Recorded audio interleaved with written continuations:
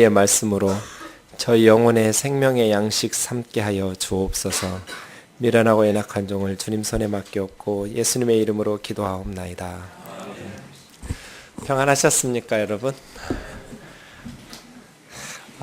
오랜만에 설교하려니까 참 어색하더라고요. 일부 예배 때 한참 헤맸습니다.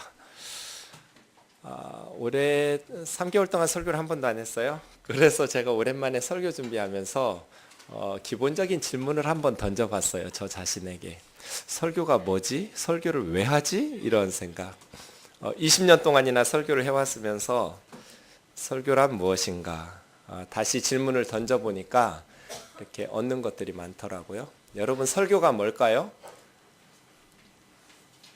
신대원 입학하면서부터 설교에 대한 책들을 수십 권을 읽었거든요. 목회자들이 다 그렇겠죠. 저뿐 아니라. 그런데 저는 그 어떤 책에서도 설교가 무엇인지에 대한 정의를 모세보다 잘 내린 걸 본 적이 없어요. 신명기 1장 5절이에요. 신명기 1장 1절에서부터 보시면 이는 모세가 요단 저쪽 숲 맞은편 아라바 광야 곧 바람과 도벨과 라반과 하세롯과 디사합 사이에서 이스라엘 무리에게 선포한 말씀이라, 이렇게 신명기 1장 1절이 시작되는데요. 그러니까 신명기는 모세가 선포한 말씀, 이게 설교죠. 모세의 설교, 모세가 선포한 말씀. 그런데 5절에서 어떻게 설명하냐면요, 신명기를 모세가 요단 저쪽 모압 땅에서 이 율법들을 설명하기 시작하였더라. 1절에서는 선포한 말씀, 설교라고 해놓고 5절에서는 율법, 하나님이 주신 말씀이죠. 율법을 설명했다. 이렇게, 저게 설교예요. 하나님이 주신 말씀을 설명하는 것. 제가 단어를 조사해 보았어요. 저 설명하다라는 바르라는 단어가 구약 성경에 3번 쓰였어요. 여기가 첫 번째예요. 그 다음 두 번째로 쓰인 게 저 신명기 27장 8절인데요. 거기는 뭐라고 번역해 놨냐면 한글 성경이 똑같은 바르예요. 너는 이 율법의 모든 말씀을 그 돌들 위에 분명하고 정확하게. 이게 바르예요. 하박국 2장 2절에서는 명백히, 다 같은 단어예요. 그러니까 모세가 하나님이 주신 율법의 말씀을 설명했다고 말할 때 설명한다라는 것이 무슨 뜻이냐면 분명하고 정확하게, 명백하게 해준다. 이게 설명이에요. 다시 신명기 오면은요. 그럼 이게 무슨 뜻이에요? 1장으로 오세요. 그 앞에. 네, 모세가 요단 저쪽 모압 땅에서 이 율법을 설명해 주었다. 바알에 따른 말은 분명하게 해 주었다는 거예요. 이게 설교. 정리해 보세요. 설교란 하나님의 말씀인 성경을 설명해서 분명하게 해주는 것. 맞는 것 같으세요? 네. 이게 제가 생각하고 있는 설교의 정의예요. 하나님의 말씀인 성경을 설명해서 분명하게 해주는 것. 네. 설교는 설교자들이 성도들에게 감동을 주려고 막 쥐어짜서 만드는 게 아니에요. 저는 여러분이 제 설교에 감동을 받는든지 말든지 그 관심도 없어요. 받으려면 받고 말라면 말고예요. 제가 관심 있는 건 내가 성경 본문을, 오늘 히브리서 11장 1절에서 3절이면 이 성경 본문을 분명하게 설명해서 분명하게 성경을 해설해 주었는가, 그게 관심 있는 거예요. 감동은요, TV 다큐멘터리가 훨씬 감동적이에요. 눈물 막 펑펑 쏟으면서 우리가 다큐들을 보기도 하지요. 설교는 감동받으려고 듣는 게 아니에요. 기록된 하나님의 말씀인 성경을 분명하게 이게 무슨 뜻인지 무슨 말인지를 설명해 주는 것. 그래서 저는 설교를 잘하지는 못하는데 어떤 설교가 좋은 설교인지 나쁜 설교인지는 알 수 있어요. 성경 본문을 정확하게 분명하게 설명해 주는 설교가 좋은 설교예요. 아무리 감동적인 예화들 많이 섞어서 설교를 들으면서 많이 마음의 감동을 받았어도 그것은 좋은 설교라고 할 수가 없어요. 성경 본문이 바르게 해설돼서 분명하게 설명되지 않는다면 그렇다는 것이죠. 그래서 저의 역할은 성경 본문을 바르게 해설해서 이렇게 분명한 뜻을 가르쳐 주는 것, 이 설교예요. 네. 네, 내가 우리 할머니들 이렇게 설교 시간에 딴짓하는 걸 얼마나 그리워했는지 몰라요. 막 뛴들 예배실에 이 공기, 분위기, 냄새가 너무 그리운 거예요. 3개월 동안 너무 그리웠어요. 네, 이게 예배죠 뭐. 네. 그래요. 제 그 하와이 열방대학에 가면 모든 학생들이 주중에 주말은 안 하고 5일 동안 워크듀티라는 봉사활동 일을 해야 돼요. 하루에 2시간씩. 저도 오후 3시부터 5시까지 빌딩 청소를 했어요. 네, 청소하다가 어느 날 보니까 청소하는 빌딩 옆에 최근에 심어놓은 한 10그루쯤 될까요? 나무가 말라 비틀어지는 거예요. 심어놓은 지 얼마 되지도 않았는데 죽어가고 있어요. 더우니까요. 그래서 바켓스에 물을 받아다가 제가 그 나무에다가 물을 주기 시작해서 제가 올 때쯤은 다 살아났어요. 나무에 물을 주면서 이게 설교다. 그런 생각 해봤어요. 설교란 하나님의 말씀을 풀어서 분명하게 이렇게 펼쳐 놓는 것. 제가 물을 부으면은요, 물들이 알아서 나무에게 필요한 곳으로 들어가요. 그러면 나무 뿌리들이 그 물들을 흡수해서 살아나요. 이게 설교구나. 제가 나무에 물 주면서 기도 엄청 많이 했어요. 하나님, 제가 이 나무들에게 물을 주는 것처럼 설교하는데 나무에게 해로운 물을 주면 되겠어요? 찌꺼기 막 나무가 먹고 다 아플 그런 오염된 물을 주면 안 되잖아요. 하나님, 우리 뜨인들 교우들에게 제가 하나님의 말씀을 물 주듯이 선포할 때 하나님께서 기록해 놓은 성경을 바르게 해석해서 분명하게 전파해야지 그 설교 속에 나의 인간적인 욕심과 찌꺼기가 덕지덕지 붙어있는 그 애매하게 오염된 그러한 말씀을 전하지 않도록 도와주세요. 기도 참 많이 했어요. 그리고요, 나무는 물을 부어놓으면 알아서 물들이 찾아가서 나무들이 살아났어요.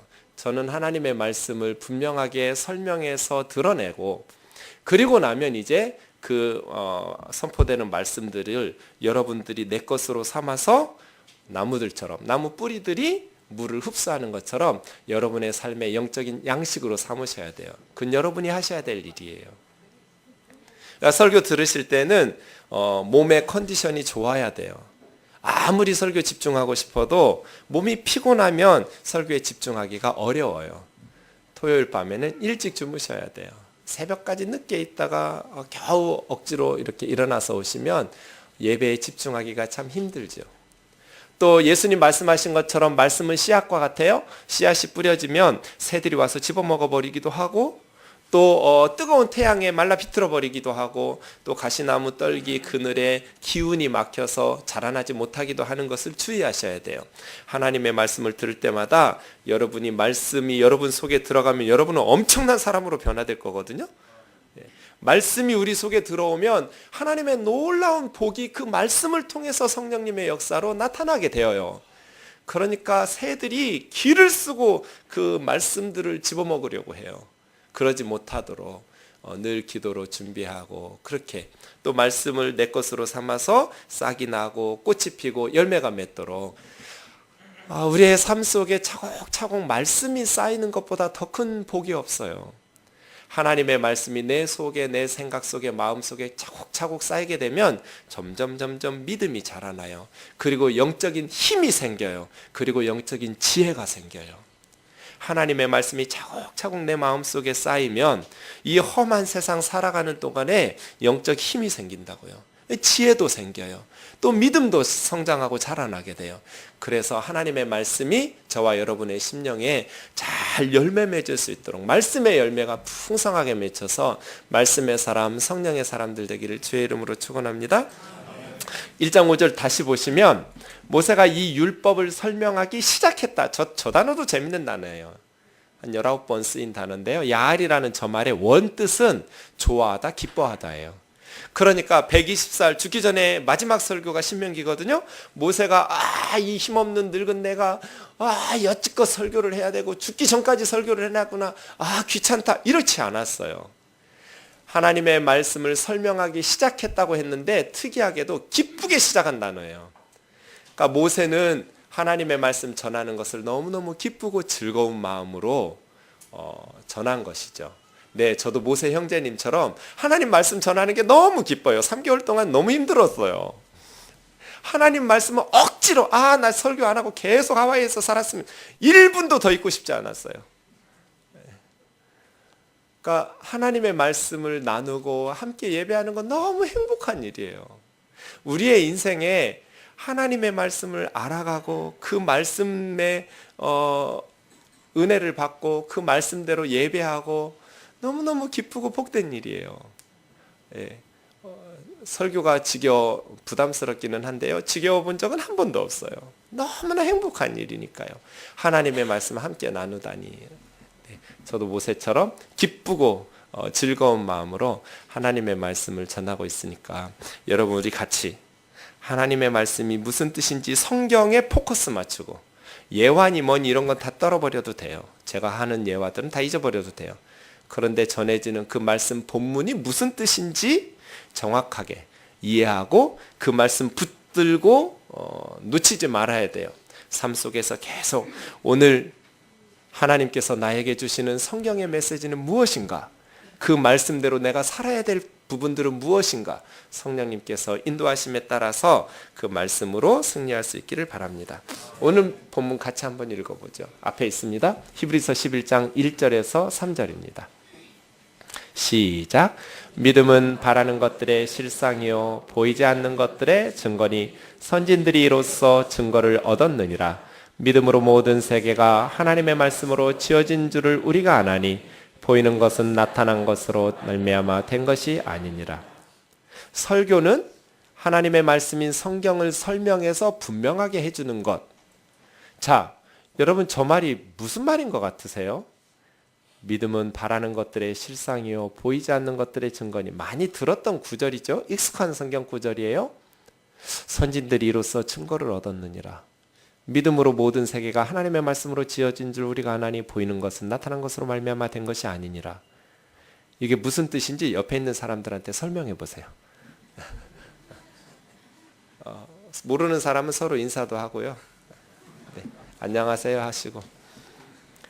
내 생각, 내 해석이 틀릴 수도 있지만 내 생각에는 이 구절은 이런 뜻 같다고 설명 한번 두 분, 세 분씩 이렇게 짝지어서 설명해 보세요. 목사가 오랜만에 오더니 이상해져서 이런 소리 하지 말고 그건 나중에 하시고 히브리서에 집중하시면서 내 생각에 지금 이게 무슨 내용 같다. 믿음에 대해서 설명하는 것 같은데 이게 무슨 뜻인 것 같다라고 한번 서로 이렇게 설명해 보세요. 시작. 앞에 가시면서 제 얼굴은 그만 쳐다보세요. 요 앞에 성경 보시고 이게 무슨 내용 같으세요?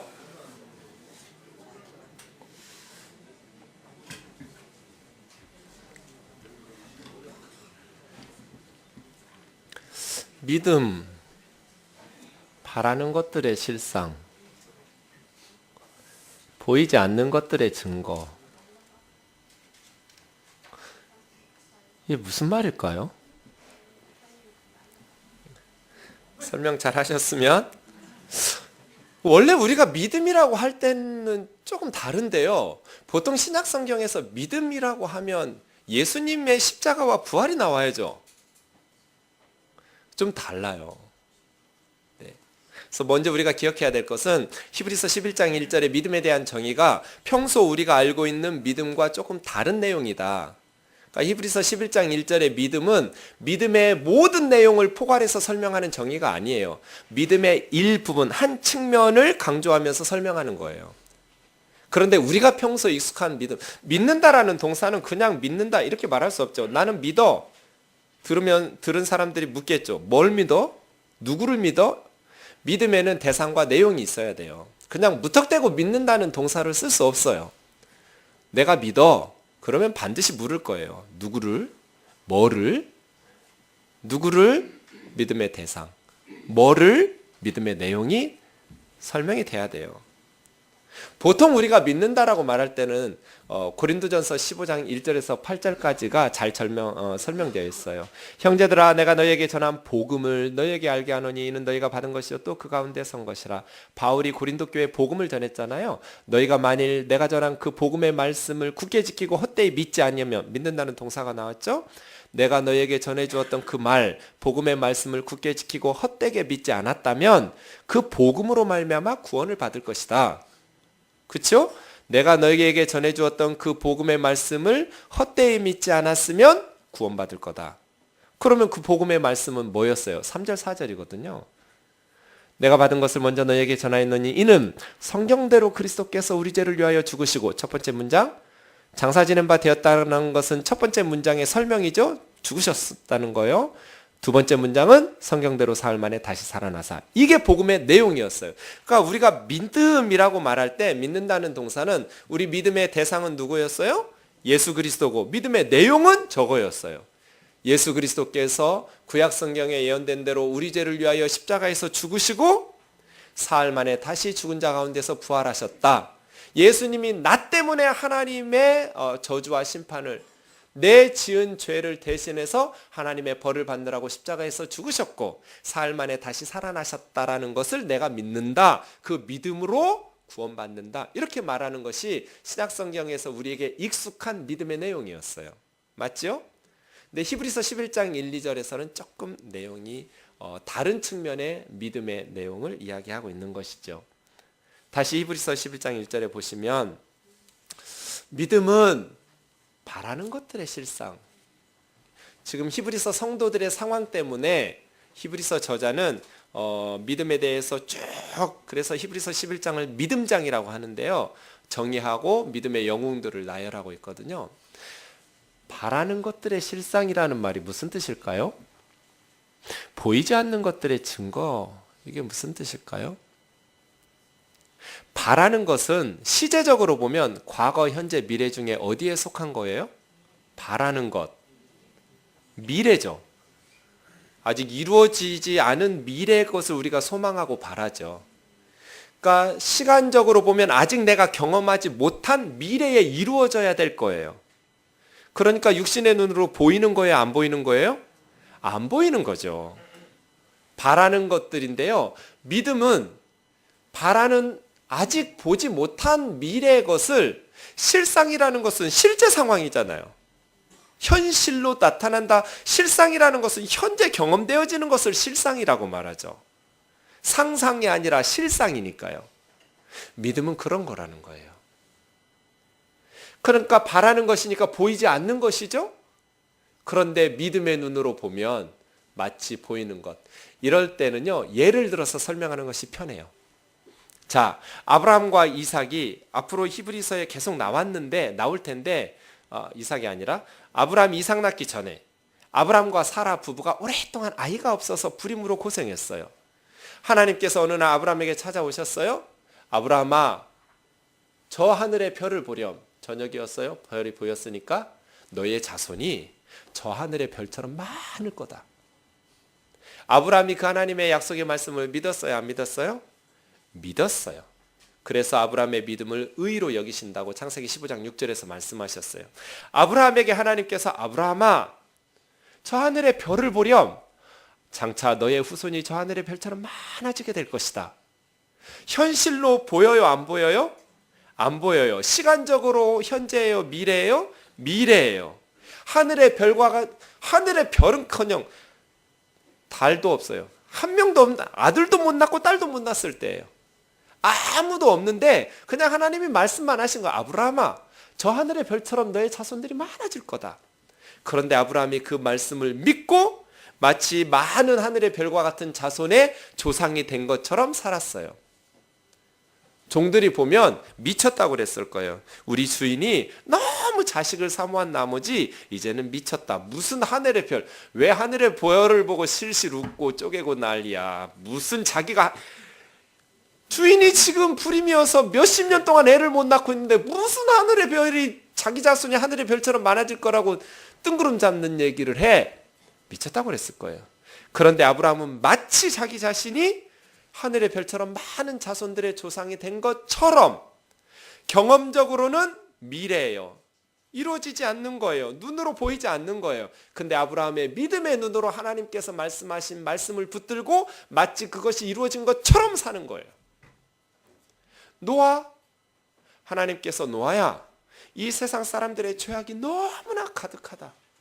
이런 세상이 유지되면 유지될수록 연약한 사람들은 피눈물을 쏟으면서 억울한 고통 속에 살아야 된다. 내가 홍수로 이 세상을 심판할 텐데 홍수로 심판하는 중 너와 너희 가족은 방주를 통해서 구원할 거다. 배를 만들어라. 홍수가 미래예요, 현재예요? 미래죠. 눈에 보이는 사건이에요, 안 보이는 사건이에요? 안 보이는 것이죠. 그런데 노아가 하나님의 말씀을 믿음으로 받으니까 미래 홍수 사건은 현재가 되어버려요. 실제 상황이 된 거예요. 그게 믿음이에요. 경험적으로는 미래 바라는 것 보이지 않는 것인데 믿음의 눈으로 보니 현재가 돼버리고 실제 상황이 된 거예요. 그걸 믿음이라고 정의 내릴 수 있는 것이죠. 믿음은 그런 거예요. 노아가 방주를 대충 만들었으면 노아는 죽었어요. 우리 여기 존재하지 않아요. 우리 다 노아의 후손이거든요. 그런데 노아는 정말 홍수가 나고 하나님께서 이 홍수로 세상을 심판하는 중 나에게 지으라고 말씀하신 이 방주를 통해서 우리 가족 8사람은 살아남을 것이라는 확신 가운데 아주 철두철미하게 방주를 만든 거예요. 대충 만들었다면 배가 쪼개져서 죽었을 거예요. 믿음은 그런 것이죠. 믿음은 그런 거예요. 보이지 않는 것들을 믿음의 눈으로 보니 보게 되는 거예요. 그래서예요. 믿음은 믿지 않는 사람들에게 손가락질 받고 미쳤다는 소리를 들을 수도 있어요. 왜냐하면 사람들은 보이는 것만 믿잖아요. 그렇죠? 그리스도인들은 보이지 않는 것을 믿음으로 붙들고 살아가는 데 비해서 이 세상 사람들은 보이지 않는 것은, 눈앞에 드러나지 않은 것은 믿지 않으려고 해요. 그래서 세상 사람들과 예수님을 믿는 사람들의 삶의 방식이 달라요. 그게 믿음이에요.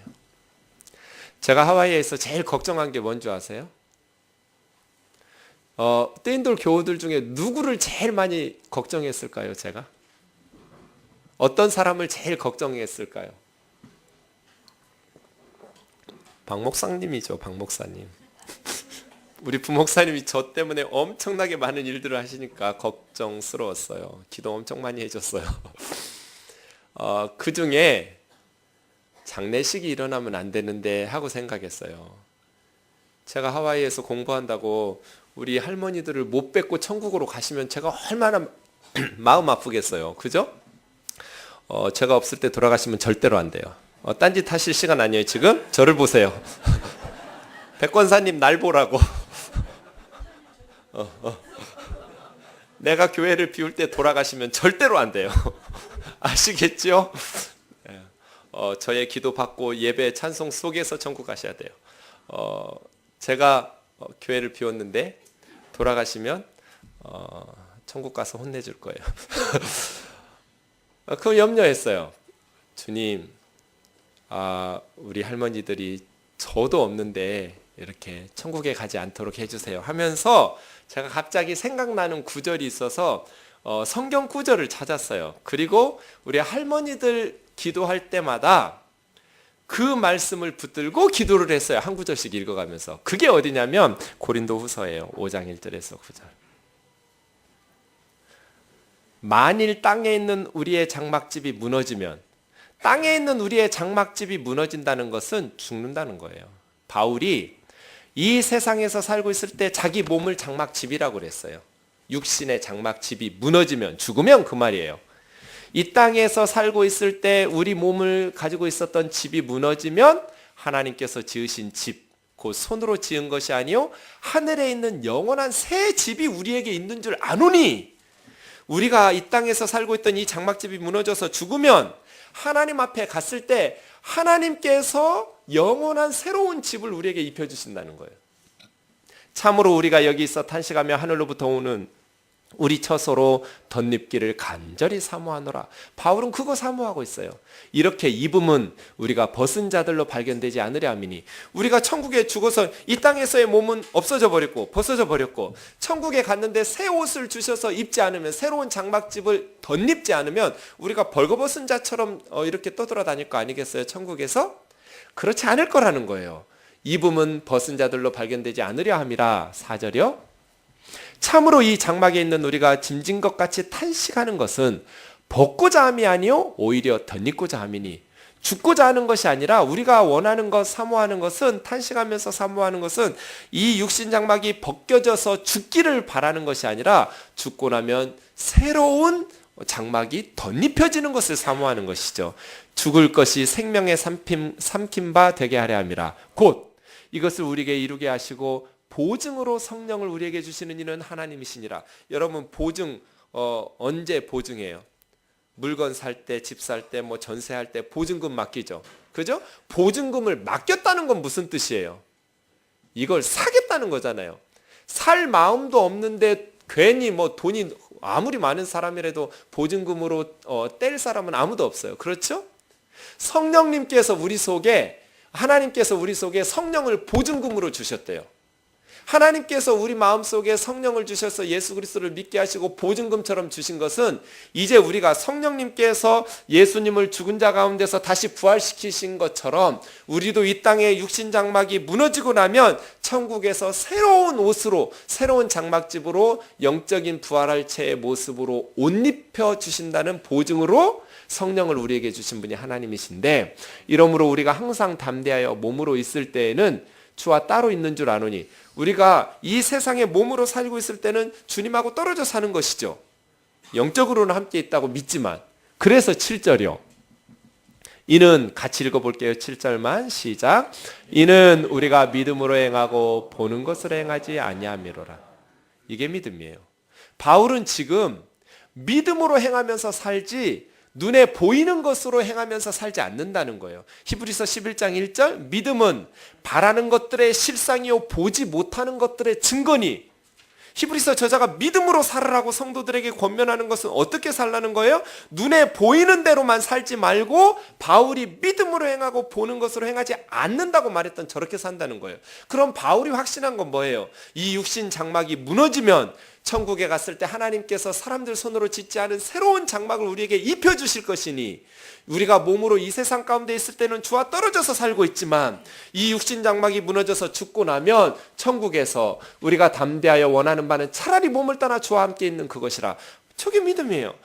늙은 바울이, 박해 가운데 있는 바울이 내가 진심으로 원하는 것은 차라리 이 몸을 떠난다는 건 뭐예요? 죽는단 말이에요. 내가 죽으면 천국에 갈 것이고 주님과 함께 있는 그것을 차라리 원하는, 그런즉 우리는 몸으로 있든지 떠나 있든지 주님을 기쁘시게 하는 자가 되기를 힘쓰노라. 아멘이에요. 한국에 돌아오기 가까웠을 때 저는 하루하루 시간이 너무 안 간 사람이에요. 그래서 막 12시부터 깨어 있었어요. 빨리 하루 가라고 했는데 아무리 자도 시간이 12시에 눈 떠가지고 하루 종일 있고 시간이 너무 안 갔어요. 왜 그랬겠어요? 제가 왜 한국에 오고 싶었겠어요?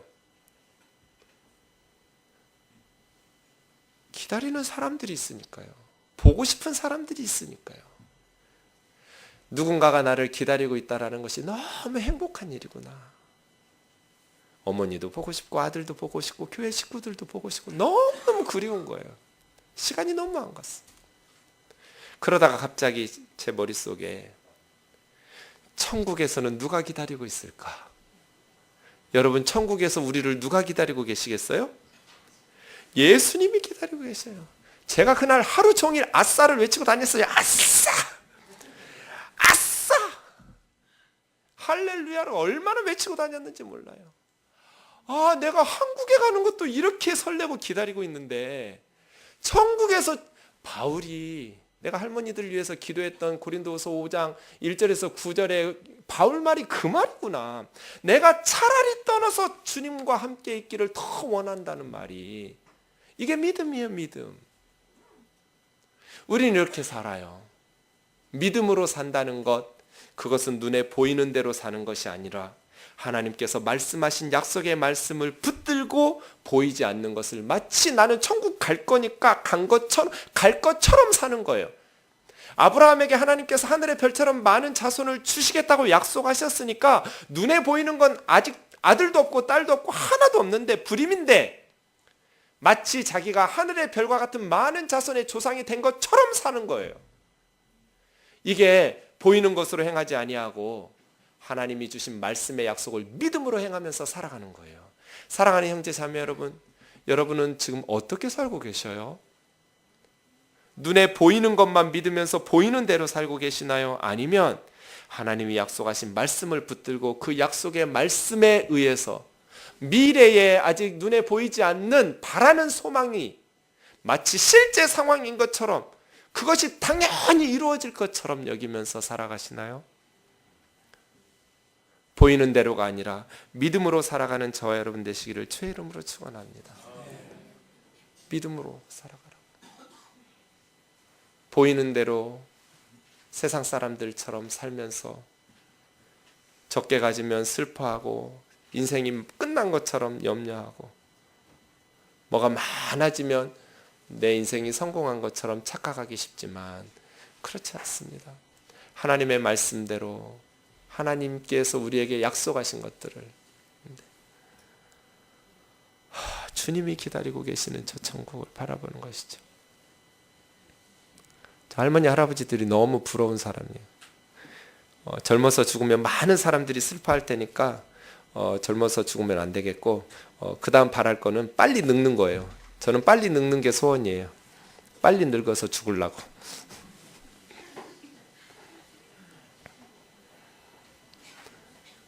너무너무 행복한, 너무너무 설레이는 삶이 기다리고 있어요. 이런 믿음은 현실 도피가 아니에요. 현실에 불충실하면서 천국만을 사모하면서 게으르게 살라는 말하고는 전혀 다른 말이에요.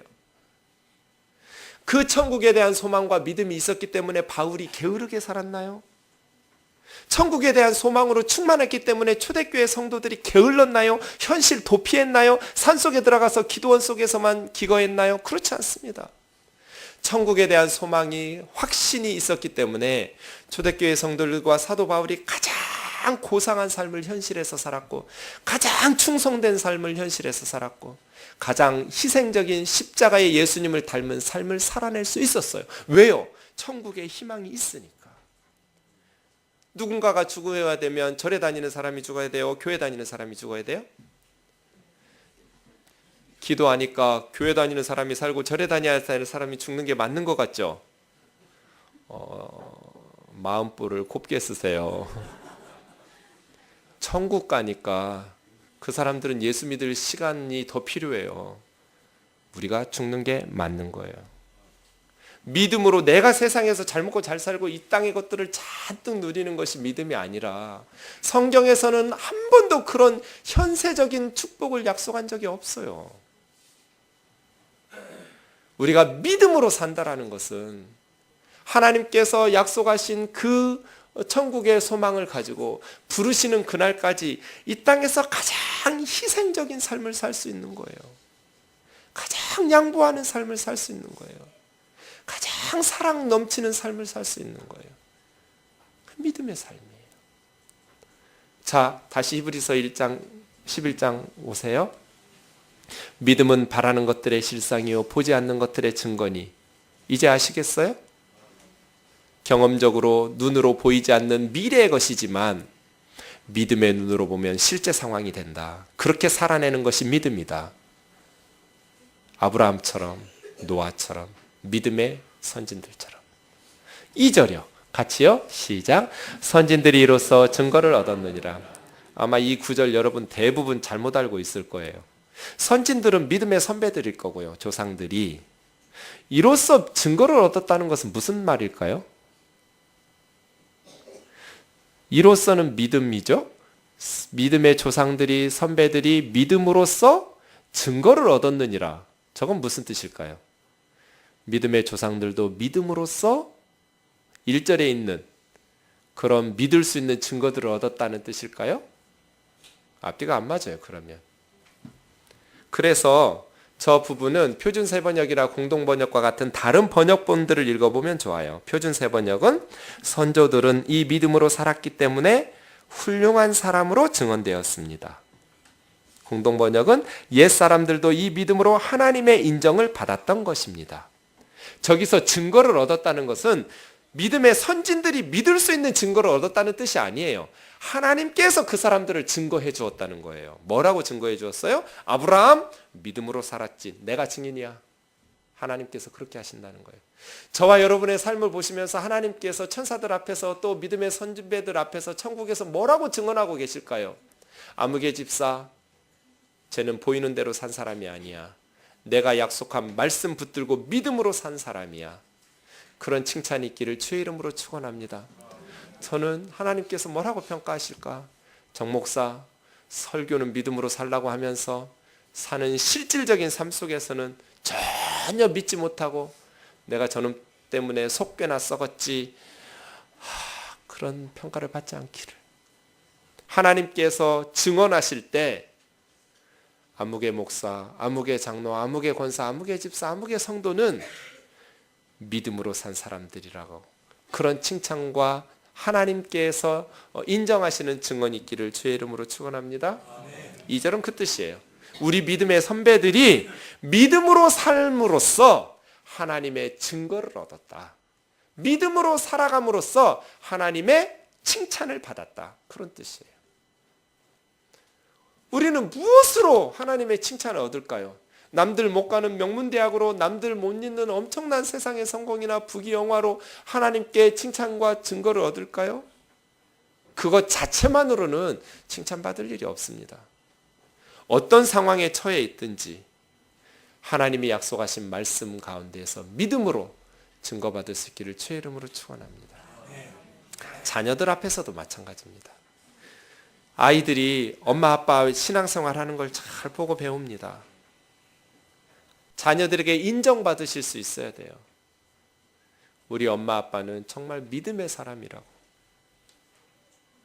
교회에서는 봉사도 많이 하고 기도도 많이 했는데 실제로 삶은 딸인 내가 아는데요, 목사인 아들인 내가 아는데요, 믿음 하나도 없고요, 세상 사람하고 똑같았고요. 3개월 내내 그런 소리 듣다 왔어요. 교회에서는 뭐 장로고 권사고 목사고 다들 선교사고 그래요, 부모들이. 그 자녀들도 많이 왔거든요. 그런데 전혀 믿음에 합당한 삶을 살지 못한 거예요, 부모들이. 자녀들 눈앞에서. 무슨 의미가 있어요, 이런 믿음이?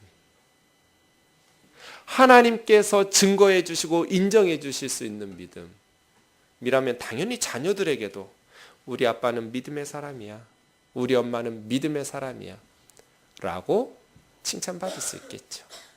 3절이요. 같이요. 시작. 믿음으로 모든 세계가 하나님의 말씀으로 지어진 줄을 우리가 아나니 보이는 것은 나타난 것으로 말미암아 된 것이 아니니라. 예, 믿음은 미래에 바라는 것들을 현재로 만드는 것일 뿐 아니라 과거도 현재로 만들어버려요. 과거에 이 세상이, 모든 세상이 지어진 것 우리 눈으로 보지 못했으니 못 믿겠다, 그렇게 말하지만 사실은 우리는 믿음으로 이 모든 세계가 하나님의 말씀으로 지어진 줄을 알아요. 보이는 이 사물, 이 우주는 나타난 것으로 말미암아 된 것이 아니니라. 원래 있었던 것으로, 보였던 것으로 만들어진 게 아니에요. 사실은요, 이 컵이든 마이크든 뭐 종이든 다 원래 있던 것, 나타난 것들로부터 만들어진 것들이에요. 그렇죠? 그런데 천지창조는요, 맨 처음 만드실 때는요, 원래 있었던, 보이던, 나타난 것으로 지어진 것이 아니에요. 무에서 만들어졌어요. 맞지요?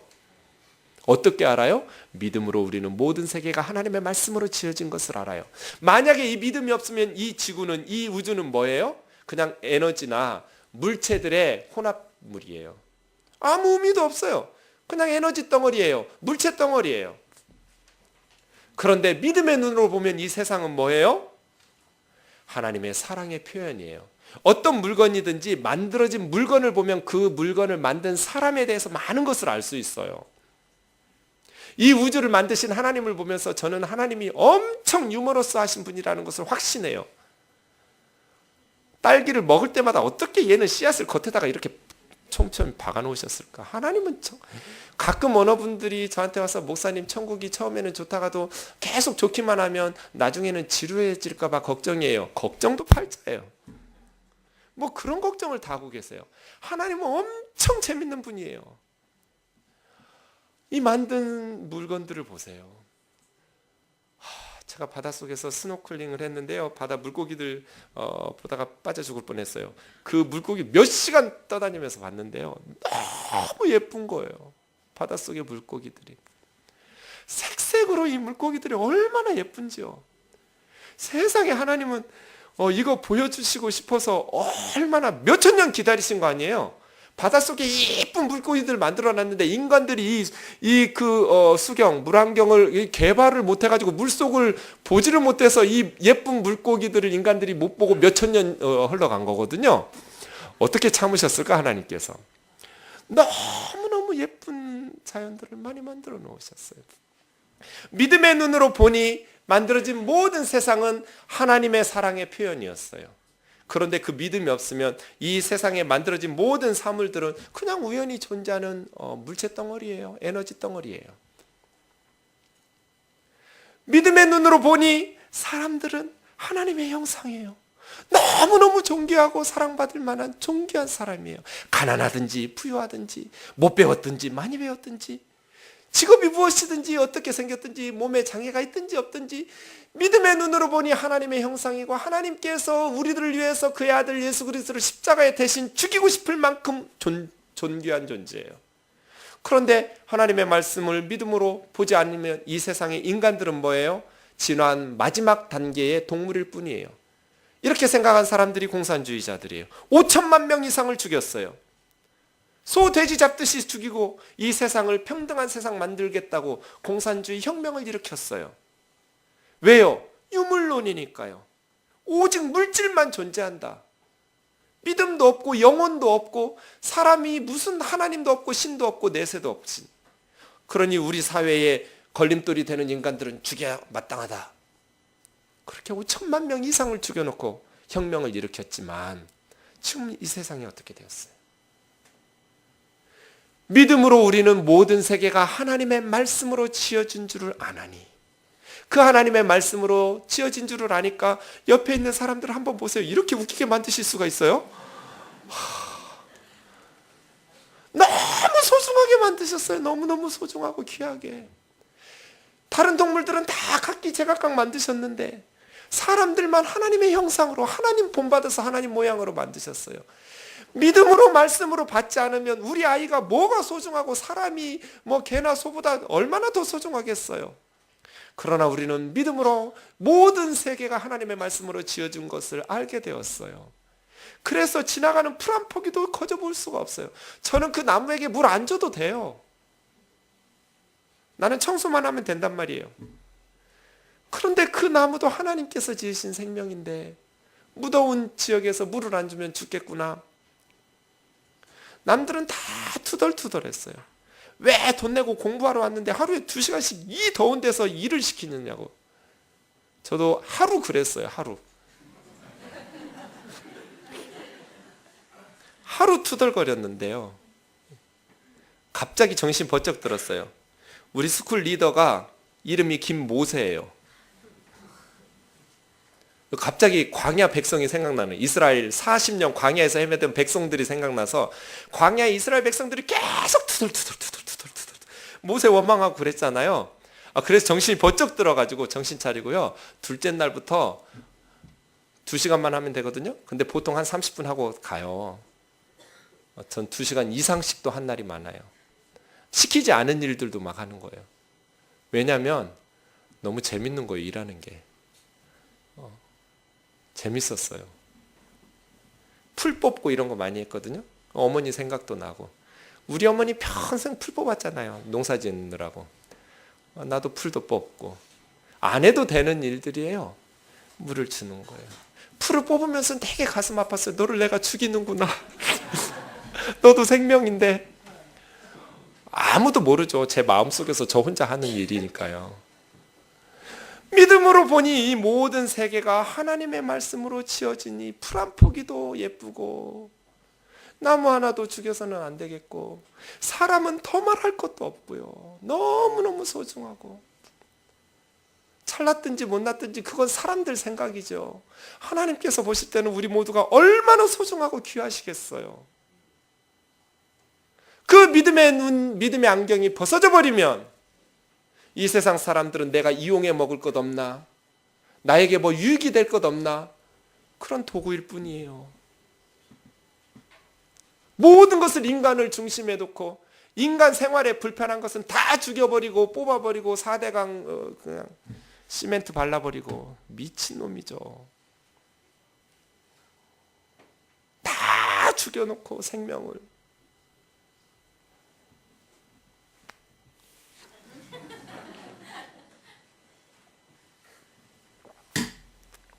그래도 소중한 하나님의 형상이에요.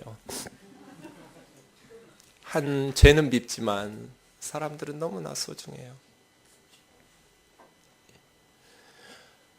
믿음의 눈으로 보니 하나님이 지으신 이 모든 세상이 너무너무 귀하고 생명이 소중하고 연약한 사람들에게 힘이 되어줄 수 있으니까 감사하고, 어떻게 하면 그 사람들 거를 착취할까, 빼앗아서 나 잘 먹고 잘 살까가 아니라 어떻게 하면 그 사람들과 함께 더불어서 살면서 생명의 역사를 일구어낼까. 믿음의 눈으로 보니 하나님이 만드신 이 세상이 달라 보이는 거죠. 그 3절이에요. 사랑하는 형제자매 여러분, 여러분은 믿음으로 살고 있습니까? 눈에 보이는 대로 살고 있습니까? 하나님의 말씀의 가치관으로 살고 계십니까? 아니면 세상적 가치관으로 살고 계십니까? 제가 어릴 때 기억이 나는데요. 지금은 뭐 다 기계로 모내기를 하지만 제가 어릴 때만 해도 사람들이 직접 논에 모를 심었어요. 양쪽 끝에 아저씨 둘이 호루라기를 불면서 이렇게 줄을 옮겨주면 그 줄 눈금 표시된 대로 아주머니들이 한 줄로 쭉 서가지고 모내기를 하고 했지요. 그럼 이제 저 같은 어린아이들은 자기 집 모내기를 하면 뒤에서 이렇게 모를 공급하는, 모르시나요? 아시죠? 네. 그때 제가 들은 얘기예요. 너무 인상 깊어서 웃기기도 하고요. 잊혀지지가 않아요. 어느 날 저희 집 논에서 이렇게 모내기를 하는데 어떤 아주머니가 그런 말을 했어요. 큰 소리로 하시니까 제가 들렸죠. 이 세상에 모든 기계 다 만들어도 못 심는 기계는 못 만들 거야. 거 봐. 여기서 띄어가지고, 그것도 숫자대로 이게 많이 심고 적게 심으면 안 돼. 일정한 개수대로 띄어서 일정한 간격에다가 심어야 되는데, 이것도 깊이도 아주 깊게 박아도 안 되고 살짝 박으면 다시 뽑혀버리고 적당한 깊이로 박아야 되는데, 이런 기계를 어떻게 만들겠어? 지금 생각해보면 그 아주머니 그렇게 말씀하실 때 이미 인간은 달나라 갔다 왔거든요. 그 말씀 듣고 10년도 안 돼서 지금 사람 손으로 모내게 하는 곳은 거의 없어요. 다 기계로 심지요. 네. 그때 더 웃기는 거는 그 아주머니 말에 한 사람도 반대가 없었다는 거예요. 다들 찬성. 그래, 이런 기계는 못 만든다. 세상에 어떻게 모를 심는 기계를 만들 수 있대. 자기가 못하니까 남들도 못하는 줄 알아요. 사람이 못한다고 하나님도 못하면 웃기는 거잖아요. 그렇죠? 내가 못한다고 하나님도 못한다 그러면 그렇게 교만하고 어리석은 말이 어디가 있어요. 이번 주 목요일이 이제 성탄절이에요. 예수님에 대해서 이야기하면 많이 듣는 이야기가, 세상에 어떻게 처녀가 애를 낳아, 예수를. 동정녀 탄생이 말이 돼? 사람이 되려면 정자와 난자가 만나야 사람이 만들어지는 것이지. 어떻게 그래서 신학 박사들도 성경을 연구하면서 동정녀 탄생을 안 믿어요. 목사들도 예수님이 동정녀 탄생한 것을 안 믿어요. 오병이어 같은 것도 어떻게 보리떡 5개 물고기 2마리로 5,000명이 넘는 사람을 먹여. 그래서 신학자들도요, 예수님께서 그 굶주리는 사람들을 보면서 그 사람들에게 감동을 주었다. 그 어린아이가 도시락 이렇게 주는 것을, 그 모습을 보면서 사람들이 각각 자기 도시락 꺼내서 먹었다. 그럼 남은 12강들이는 어떻게 모였어요? 성경은 믿으려면 다 믿고 안 믿으려면 말아야 돼요. 하나님이 동정녀의 몸에서, 처녀의 몸에서 아들도 못 만들면 그가 하나님이 이상한 하나님이잖아요. 그렇지 않아요? 예수님이 하나님이신데 보리떡 5개 물고기 2마리로 5천 명 먹이지도 못하는 하나님이면 그 웃긴 하나님이잖아요. 우리하고 뭐가 달라요? 중요한 것은 할 수 있냐 없느냐가 아니라 그게 사실이냐 아니냐로 봐야죠. 그렇잖아요? 그런 성경을 읽고 예수 믿고 죽겠다는 유대인들이 몇 명이나 되겠어요? 그런 거짓말로 써놓은 신약 성경을 읽고 예수 믿으면 죽어요, 초대교회는. 그런데 그 성경 기록된 내용들을 확인도 안 하고 가겠어요? 이웃 마을에서 옆 도시에서 이루어지고 자기 동네에서 이루어진 5천 명이나 먹고 마셨다는 증인들이 한두 명도 아닌데 그런 우스꽝스러운 거짓말을 믿으면서 죽어가는 사람들이 누가 있겠어요? 여러분, 사도 바울이 어리숙한 사람이에요? 사도 베드로나 12제자가 미친 사람들이에요? 아니에요. 탁월한 사람들이에요. 지적인 사람이에요. 그들이 예수 그리스도를 믿었다는 것은, 말도 안 되는 말을 믿었다는 것은 그게 하나님에게는 말이 되기 때문이에요. 꼭 정자와 난자가 만나야만 아기가 되는 건 아니에요. 없이도 얼마든지 사람이 될 수 있어요. 저 예수님 얘기하는 거 아니에요. 예? 목사님, 사람이 되려면 정자와 난자가 만나야 사람이 되지, 그거 없이 어떻게 사람이 만들어져요?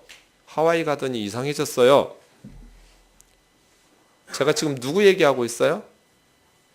네, 아담과 하와 얘기하고 있어요. 아담이 정자하고 난자 만나서 만들어졌어요? 하와가요? 없었어요. 하나님께서 흙으로 만드시고 코에다가 생기 불어넣어서 사람 됐어요. 우리는 다 그 후손으로 태어나게 되었어요.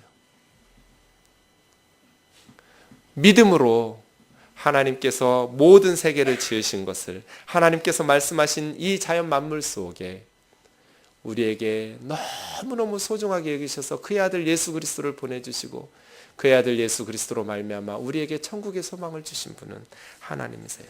사랑하는 형제 자매 여러분, 그러므로 우리가 우리에게 주신 하나님의 말씀의 약속을 붙들고 이 험한 세상에서 살며 고생하고 눈물을 흘리기도 하지만 하루하루 값지고 보람있게 사는 저와 여러분 되시기를 주의 이름으로 축원합니다. 왜요? 우리는 천국의 소망이 있으니까 이 땅에서 누구보다도 희생적인 값진 삶을 살 수 있잖아요. C.S. 루이스가 순전한 기독교에서 말한 건 우리가 두고두고 새겨봐야 될 필요가 있습니다. 같이 한번 읽어볼까요? 시작. 많은 그리스도인들이 천국을 잃어버리고 이 세상에 집중하면서 복음의 능력을 잃어버렸습니다. 그러나 천국을 지향하면 세상은 덤으로 얻을 것입니다. 세상을 지향하면 둘 다 잃을 것입니다. 많은 그리스도인들이 천국을 잃어버리고 이 세상에 집중하면서 복음의 능력을 잃어버렸어요. 믿음이라고 말하면서 왜곡시켜버렸어요. 하나님께서 여러분에게 믿음을 요구하십니다. 맞지요? 여러분, 믿음을 행동으로 보여야 됩니다. 맞습니다. 믿음은 머릿속에서 하는 게 아니라 행동으로 삶에서 나타나야 돼요. 여러분, 교회에다가 바쳐야 됩니다. 그러면 하나님께서 더 많이 주실 겁니다. 하나님을 거지처럼 만들어요. 하나님이 계속 성도들에게 돈 달라고 구걸하는 하나님이에요.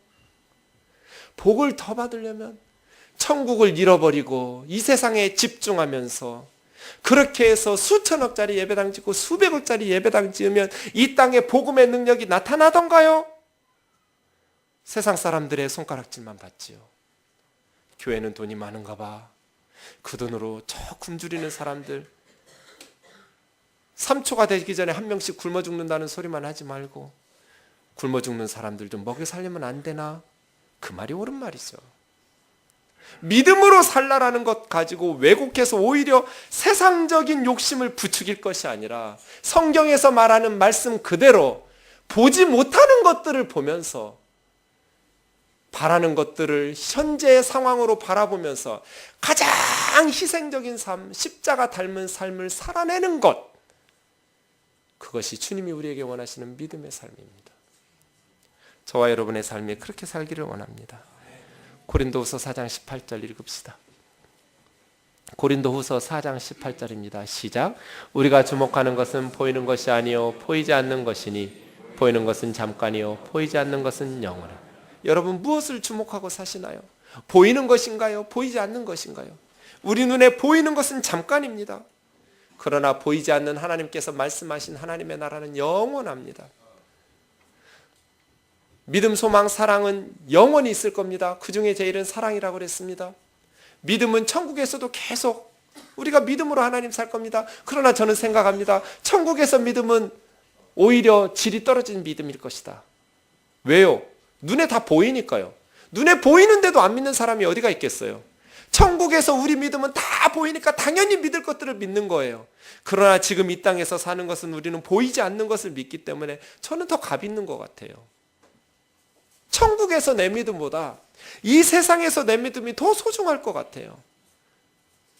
이왕 믿을 거, 하나님이 말씀하신 것 전폭적으로 믿으면서 하나님 기뻐하시는 삶을 살아야겠다. 날마다 다짐합니다. 사랑하는 형제 자매 여러분, 믿음으로 살기를 주의 이름으로 축원합니다. 눈에 보이는 대로만 살지 말고 하나님이 말씀에 약속하신 대로 살기를 주의 이름으로 축원합니다. 이상한 건 믿지 말고, 하와이에서 보니까, 인터넷 보니까 무슨 홍아무개 여전도사가 12월에 한국 전쟁 난다고, 전쟁 나면 나라를 지켜야지 자기는 미국으로 왜 도망가요? 이런 미친 무당 소리를 듣고 한국 교회가 난리가 났더라고요. 그건 믿음이 아니에요. 믿음은 기록된 하나님의 말씀인 성경을 근거로 믿어야 돼요. 하나님의 말씀인 성경을 가지고 하나님께서 우리에게 원하시는 예수님이 보여주신 십자가의 희생과 사랑을 들추어내면서 살아가는 것이죠. 믿음으로 도전하기를 바랍니다. 여러분 가정은 회복될 겁니다. 우리 집은 안 돼. 우리 집은 소망이 없어. 그 사단의 소리입니다. 왜 소망이 없습니까? 여러분이 예수님을 믿고 있는데 저와 여러분을 통해서 여러분의 가정은 회복될 것이고 복되게 될 것입니다. 사랑으로 충만해질 것이고 하나님의 은혜 가운데서 새로워질 겁니다. 한국 교회는 안 돼. 소망이 없어. 너무나 목사들이 썩었어. 맞습니다. 그러나 왜 소망이 없습니까? 우리는 믿습니다. 기다리고 믿음으로 기도합니다. 하나님께서 뜨인돌교회를 통해서 또 다른 교회를 통해서 하나님께서 새로운 교회들을 통해서 이 부패한 한국 교회를 새롭게 해야 하잖아요. 그래서 우리 자녀들에게 건강한 성경적 교회들을 물려줘야 하잖아요. 믿음으로 부딪히는 것이죠. 하나님 앞에 기도하면서 하나님, 무너져가고 있는 한국교회를 하나님께서 살리실 줄 믿습니다. 내가 순종하고 말씀대로 살아가기 시작하겠습니다. 이 조국, 대한민국은 안 돼. 한국인들은 안 돼. 왜 안 됩니까? 하나님께서 우리에게 은혜를 베푸시고 우리 한 사람 한 사람이 말씀대로 순종해서 정직하고 성실하게 살기 시작하면, 이기적으로 살지 아니하고 정직하고 진실하게 연약한 사람들을 더불어서 공동체를 세워가면서 살기로 작정하고 한 곳에서부터 시작하면 하나님께서 이 민족 마지막 때에 주님 오실 길을 예비하는 열방의 축복의 통로가 되는 민족으로 사용하실 줄 믿습니다. 저는 믿습니다. 현실은 믿을 수가 없는 상황, 절망적인 상황이지만 그럼에도 불구하고 하나님께서 말씀하신 약속의 말씀을 붙들고 믿습니다. 나부터 변화되면 우리 집은 변화될 거다. 우리 집 변화되면 우리 교회 변화될 거다. 우리 교회 변화되면 한국 교회 변화될 거다. 한국 교회 변화되면 나라, 사회 변화될 거다. 왜 못 믿습니까? 말씀을 마치겠습니다. 너무나 귀한 분이 일찍 가버렸어요. 장영희 교수님. 장애인이었어요. 서강대 영문학 교수였는데 그분이 몇 권의 책을 썼는데 그 수필집 중에 내 생에 단 한 번이라는 책이 있습니다. 그 책 서문에 보면 꿀벌의 무지라는 것이 나옵니다. 꿀벌은 원래 몸통에 비해서 날개가 너무 작대요. 그래서 날 수 없는 몸의 구조랍니다. 그런데 이 꿀벌 녀석들이 자기가 날 수 없는 신체 구조라는 것을 잊어버리고 계속 날개짓을 하는 거예요. 그래서 날아다니는 거예요.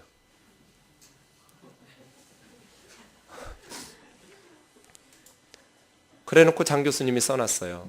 장애인이지만 못한다고 아예 시작도 안 하고 잘못한다고 중간에 포기했다면 지금쯤 내가 할 수 있는 일은 무엇이 있을까?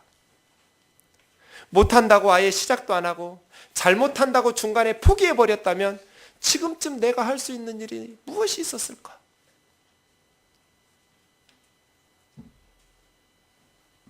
우리는 믿음으로 삽니다. 눈에 보이는 가능성으로 살지 않습니다. 하나님은 전능하시고 우리의 기도를 들으시는 분이십니다. 하나님 기뻐하시는 기도 제목으로 간구할 때 하나님께서 반드시 우리 가정을, 또 우리 교회를, 한국 교회와 이 민족을 하나님께서 회복시키시고 하나님 기뻐하시는 교회로 만드셔서 영광 가운데 쓰실 줄 믿습니다. 눈에 보이는 대로 절망하지 않고, 그래서 아예 시도도 하지 않고 포기해버리고 중간에 멈추는 것이 아니라 끝까지 인내함으로써 믿음으로 하나님을 바라보면서 말씀에 순종하며 살아갈 때 하나님께서 우리를 통해서 이 땅을 새롭게 하실 줄 믿습니다. 우리 띵돌 찬양 72장 찬양하고 기도하겠습니다.